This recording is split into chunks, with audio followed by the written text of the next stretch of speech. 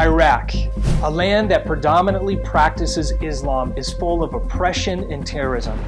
But did you know that there are many Christians that live in Iraq despite the threat of death and persecution?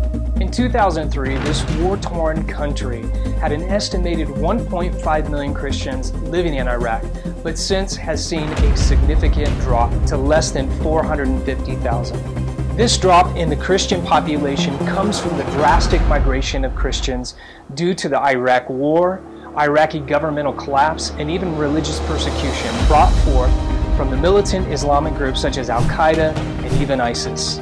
These militant groups are stopping at nothing to achieve their goal of total religious theocracy around the world, and they are using children to achieve it. So just what is Islam and what do the Muslims believe? Islam was created by Muhammad in the 7th century. There are two major groups within Islam.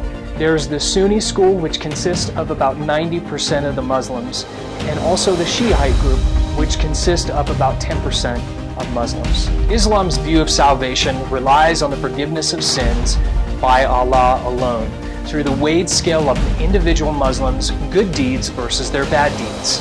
Some Muslims also believe that jihad, translated as the struggle in Allah's way, is central to their salvation. This interpretation of jihad can determine the difference between a moderate Muslim and a radical Muslim, such as Al-Qaeda or ISIS, who manipulate children into promoting terrorism. ISIS, known as the Islamic State of Iraq and Syria, is creating youth training camps in order to train these young children to carry out heinous acts on anyone who disagrees with their view on Islam. They are even indoctrinating young children to become martyrs with the promise that fulfilling the will of Allah here on earth will lead to receiving many blessings in the afterlife from their sacrifice. This is where we at Reload Love are taking action.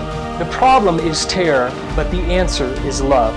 Reload Love has joined forces with Samaritan's Purse and helped fund a plane filled with cargo for women and children. That included baby formula, also winter clothing and blankets for those who have suffered tremendous persecution. Despite the indoctrination of radical Islam, which is widely spreading through groups like ISIS and Al-Qaeda, it is by the example of Jesus Christ that Reload Love has taken it upon itself to provide hope to these children, expressing compassion and kindness. It is by the love of Christ Jesus that we will arm these children with hope. See you next week.